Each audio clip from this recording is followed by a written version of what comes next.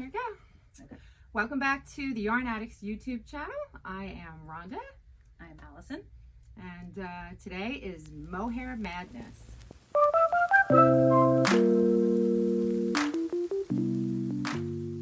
We cannot get enough of mohair in our store. We stock about a dozen brands of mohair in the fingering weight to lace weight category. And actually we have a new yarn coming in the chunky mohair category. But mohair has invaded the yarn attic for the last 6 months. We have hand-dyed mohair, lame mohair, paillettes, and all different combinations. So let's make sure we know why mohair is just so fantastic. So Allison, do you know which animal mohair comes from? I believe it comes from a goat. It does. It comes from an Angora goat. It is not the same as an Angora rabbit, which is where Angora yarn comes from. So we're talking about the Angora goat. And then there's two grades of mohair. There's kid mohair that are from baby goats, which has a staple length of about 4 inches. And then the longer, more available hair from the goat makes regular mohair, and that has a much longer staple length. Any idea of what one goat produces in a year? How many pounds of mohair? Oh, I'm going to take a wild guess, maybe 10? It's a pretty good guess. 8 to 16 pounds of mohair comes off one adult Angora goat. So that's a lot of mohair, considering our average little put up of mohair is only 25 grams. So that's a lot of mohair, and it's just enough for us, I think, right? So let's get started. Today is all about what can you make out of Angora yarn when you come into the yarn attic. And we have several sweaters to show you, several sweaters to highlight that we haven't yet knit up, but we totally want to, because we probably have a mohair habit. Yep. We need mohair rehab. A little bit. No. Not with winter coming. Not next year, maybe. No. We'll do mohair rehab. Yeah. I think we're still addicted and we're loving it. And then we have a couple hats and a couple shawls. So mohair is a really versatile yarn. One of the reasons people like mohair is because it's fluffy. It's soft and fluffy. But can you knit with mohair by itself? Sure. You think? I think you could. I think mohair would not be strong enough. Like the mohair produced off the animal. So that is true. Right. So what is mohair normally mixed with for strength? A lot of our bases have a silk blend. Yep. So our educated guess with it is that silk can be very thinly spun, but it has the strength to hold the mohair in and be a lace weight yarn. Absolutely. So when you're looking at a mohair and you see a center strand of yarn and then the fluff around it, that center strand is the silk generally. There's always a little variation on that.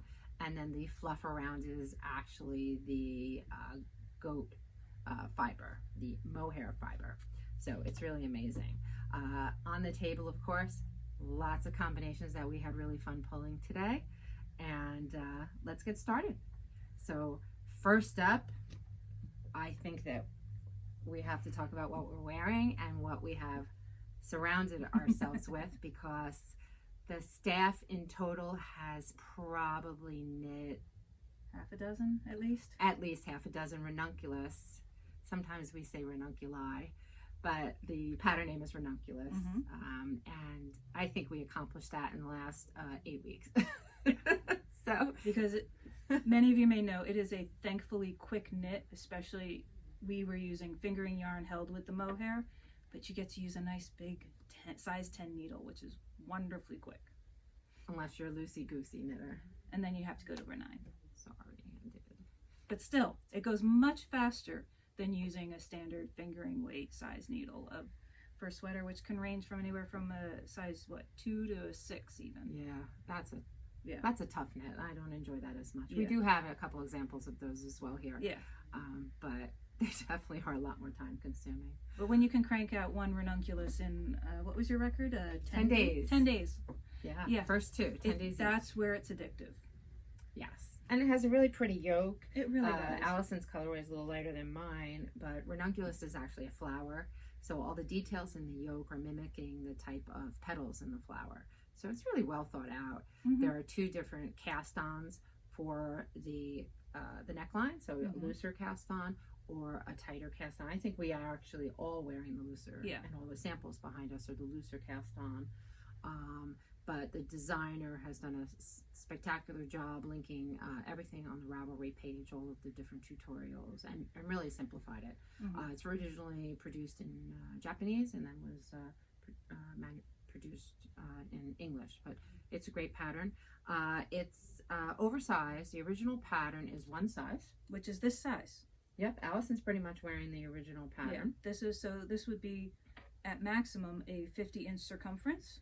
So it's meant to be wide, no matter, Yes. if you're on the smaller size, no matter what your size, this is the smallest size you're going to be able to make. So from there, because I guess of the success of the pattern and more requests, she then extended the sizes so that you can have wider or larger circumferences, so that the sweater can be a lot more oversized for larger size women. Right, and also then you can make several modifications on the sweater. So Allison made her sweater with the original amount of yarn, one skein of kind of light speckle, one skein of mohair. She accomplished it, but she did modify her sleeves. The original sleeves actually were not finished. They kind of just flap around a little bit. So the original sleeve was just, you bind off the sleeve and that's the finished edge.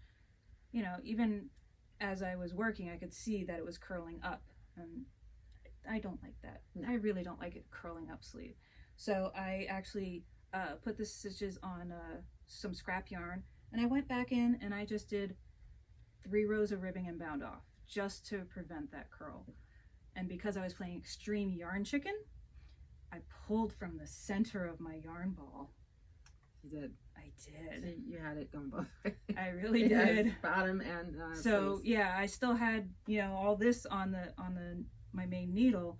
I'm like, I don't know how much longer the yarn will go, so I pulled from the middle. I had both skeins. I had a hank that was actually wound into a ball as opposed to the Ito Sensei, and I was able to pull from the middle and just get those sleeves done, and then I played chicken to the end. So she did a nice little ribbing. The original pattern has the long sleeve version. Yeah. Right. Has actually a short sleeves. That's the long sleeve version. And then it has some short rows here for this little poof, which is really interesting. And when you get to it in the pattern, you're kind of like, what? Is that really necessary? But it does add a little delicacy to the sleeve, which I think is very pretty. And then there's a very simple 5-stitch I-cord bind off, which is interesting. There is no other I-cord on the sweater. It is only that bind off. If you're uncomfortable with that or the short rows, you can easily eliminate that. Do a simple little ribbing there as well to match the neckline ribbing and the bottom hem ribbing. Easy enough. So the modifications include the sleeve length and then the bust sizes, which are very size inclusive. So it goes from one size, which is not small by any means. It's a 50-inch finished bust to over almost 70, I think. Oh, yeah. Right. So I'm wearing the second size for the 40-inch size plus ease. So I think mine's blocked to 58 inches. Okay. This is ranunculus. Basic information. You can find that on Ravelry, of course. And we're going to show you lots of different yarn combinations. Now, what's also great about ranunculus is you can use different yarn weights. So if you can use a 9 or 10 needle to get the stitches that you need on a fingering plus a mohair, there's no reason you can't use a DK plus a mohair, which we also have an example of next to me. And we'll take our pretty little, I'll wear that now. It looks great with that, actually. So this ranunculus was made with DK yarn. We used Tosh DK on that, and this is one of our teachers made this. And then the new Mad Tosh mohair, which is a really heavy, lofty mohair. Each quality of mohair that we have here is slightly different. It's why we have many, many mohairs. So this gave a really kind of deep black cherry finish to the sweater. It's really a very unique combination. And you can see that the heaviness of this sweater really is significant to the heaviness of the red ranunculus behind me. So you can play with weights of yarn. You can even go up to worsted weights. The pattern includes all that.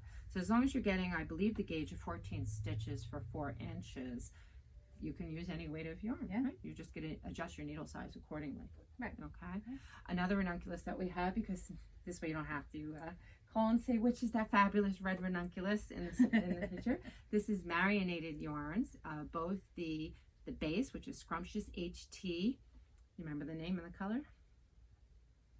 Oh, I can't remember off the top of my Hell head. Hath No Fury.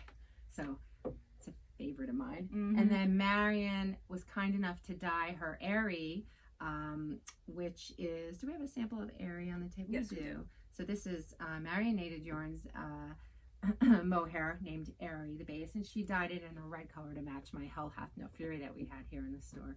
And I told her, sent her a nice little text saying I wanted to make ranunculus in red. So she took care of me, and it's spectacular. So I'm looking forward to wearing all the ranunculi this winter.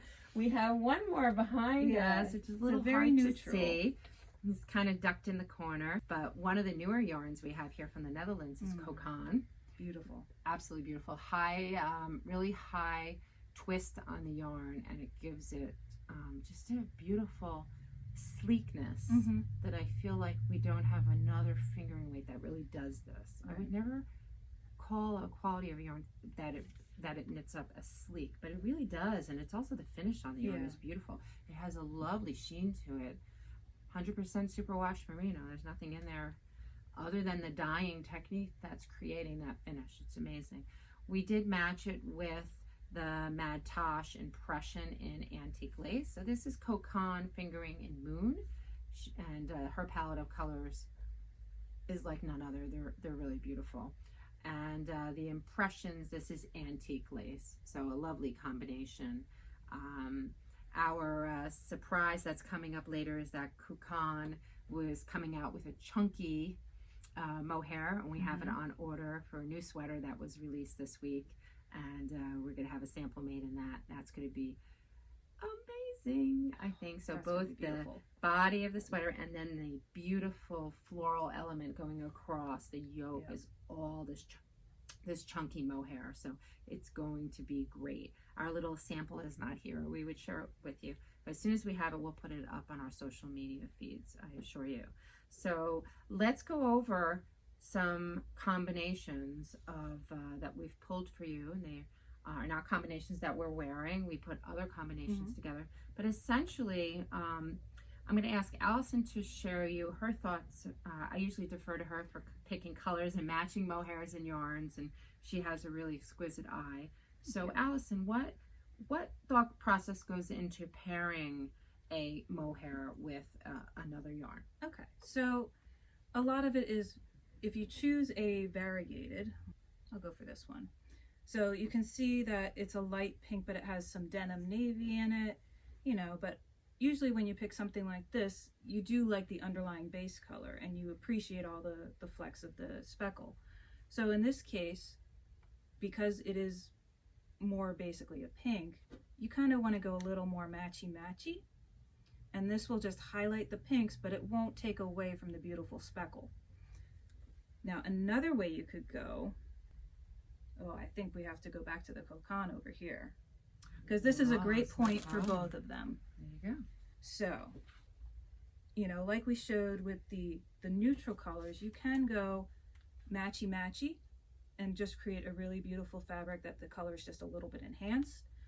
Or, now we have Cocan in a speckled colorway. Yes, which 4 or 5 colorways come speckled. So in that case, you could use that same color that would highlight the solid and bring that out. And then the white would start to take on a little more of that blue tone. So you get more of a subtle blue with the blue, darker blue speckles showing up. But what we did discover, I think, with Rhonda's beautiful red sweater, so the Hell Hath No Fury has some dark speckles in it. Yes. Not a lot, just very subtle. Not enough. Not enough. So one of the attempts is like, what's the best mohair? So we did try from our stash, and we tried some of the grays, and what we discovered that if you're too contrasty, it actually looks more like a marl, and it's not going to be as flattering. So really, that's why she ended up going for that beautiful red, which I think is absolutely stunning. And in some case, the marl can work, like the black cherry. That was somebody else's taste of how she wanted it very dark. Right. But I think also that has either the mohair is a little bit black to it, or the silk thread is a little bit black. So there was an undertone of black within the mohair, then that really complemented the straight black yarn. Yeah, I think for ranunculus, the marled look, which is, you know, when I was doing my gauge, I was like, ooh, this is a little too marled. You're not going to appreciate the detail in the yoke. But if you are knitting a straight sweater, let's say you pick Millie, which is a fingering weight sweater, super easy. And if you decide to hold mohair with that, or like the fingering weight boxy, something like that, you don't, it's just plain stockinette. So that marled is not going to take away. But a light speckle seems to be okay. But once the marl in the mohair is added, it really gets too busy. Yeah. Right. I mean, the sweaters that we're wearing, while we don't have these particular colorways to show you what they looked like prior, both were speckled or variegated yarns, and we just picked one of the mohairs to really highlight the color that we liked out of it. Yeah. As soon as we made them, we sold them. Right. We just have to keep making more sweaters. All That's the right. name of the game. So let's go through the table. We've had so much fun earlier pulling yarn off our shelf for ranunculus. And I guess actually we can review some of the other patterns. We showed you ranunculus. Etude. Is that the right pronunciation? I think I always mispronounce it. I believe it's Etude a musical. or etude? It's a musical reference. So I'll fold up the cover page for the pattern. And I did knit this. And this is a fingering weight gauge, not a US 9 or 10. So this was pretty hardcore. I think I did this last winter. And it's definitely a tight gauge. Yeah. And I am still madly in love with this sweater. I'm waiting for it to be a little cooler out to wear it. And it starts off at the top, and just the lace work has this beautiful like undulating wave to it, and it grows wider and wider down the yoke. And I think Etude was a great name because it's almost like the sweater is musical as you're making it. You just kind of feel the magic in the sweater, and you just make your way down. I made a couple little minor changes here and there, but for the most part, it's spot on to the pattern. And again, mohair, fingering weight, it could be solid, tonal, speckle. This one could also, I would stay away from marling your mohair. I don't think that would add to this as well. But Etude is a beautiful pattern. So I think we're all going to have a little time on our hands this winter. So Etude could be one of those. This is the Midori pullover, which is different from ranunculus, which is the Midori house. Yeah, right? that's the designer's name. Right, so it's just not to be confused. But this is the Midori pullover. We don't have a sample of this yet, but I have my eye on it. Again, same concept, fingering weight, mohair. We pulled a couple to show you. Yeah. Another one we're going to get, and one of our favorite designers. I don't think we have any pattern information we have to hide there. We can't show you all that good stuff. But this is just the cover sheet, little oysters, and super, super pretty and elegant. Notice also this little kind of puffy finish to the sleeve, and that just lightens the whole sweater up. So that's another one. Up next, I'm pretty sure this is our next store knit along. Ready? Love Story. Everyone's seen this. Love Note. Love Note. Why was I thinking Love Story? I don't know. Wow. It's a nice day. It's a rainy day, I guess. Yeah, so Love Note. The staff is pretty much going to do a throwdown with Love Note next. I'm going to try to do it in under 10 days. Man. So also same gauge as ranunculus, right? Which is spectacular. And it's also a tin can knits pattern. Which means it's extremely size inclusive. Absolutely. But it goes from what, infant to size 4, adult 4XL? Does Love Note go from infant? It might. It goes. Definitely does one. child. Yes. Can you make that this weekend? This weekend? Oh, sure. Why not? One more. Oh, and we do have a sample behind you too. Poet is behind me, and we'll show her. Poet's pretty hardcore. She's not for the weekend knitter. Yeah, she's got beautiful slip stitches. The sample behind us was made in La Jolla, which is ba yarn, and with the Lang lace. which is a beautiful, beautiful mohair. And it's different than some of the other mohairs in our store because it has a much higher concentration of silk. So if you're looking for a mohair that has a lot of glistening to it, kind of, and a lot of depth, the Lang lace is really your choice. It has 42% silk. Oh, yeah. Most of the other mohairs here in the store have anywhere from 22 to 30% silk. So it's significantly more. It does make it a bit stronger, but I don't think that's really the selling point. The selling point is the silk. It's a stunning mohair. Yeah. So she knit that Poet. This is in the Lane magazine, and Poet was knit again in Bayonne Mohair and Lang lace, which is Lang's mohair. And the one modification she made is that the pattern calls for about a 3/4 sleeve. Our teacher made it in short sleeves. Yeah, she made short as sleeves. A preference, which Absolutely. Anybody can do. Let's go through some choices. I think we already hit on this combination here, the DK weight, right? And then of course the Cocan, which you'll see in our photos. Which is That's a beautiful one of the other ranunculus conservative, gorgeous color. Yeah. Another combination of Cocan, one of our favorite colors of Lang lace. And Cocan, this is copper. This is one of the 5 new colors released for fall by Michelle. If you're not familiar with this yarn, again, you should be. You need to do some shopping this weekend because it's spectacular. And it's this tightest little wound thing, right? And once you open it up, it's like, poof, it's gorgeous. So check that out. So Emma's, we picked a couple of her speckle colorways. So we did, for example, glamping with some Edo in, that's right, pale blush, just again to highlight the light pink. Right, so Emma's out of Florida. She's a very young dyer. Yeah, young dyer with her sister. Right. Together they run the company. Mom owns a yarn store in Florida as well. And they are just innovative in their color combinations. And what a beautifully put together hank of yarn, right? So it comes in just right out of the box looking so tempting.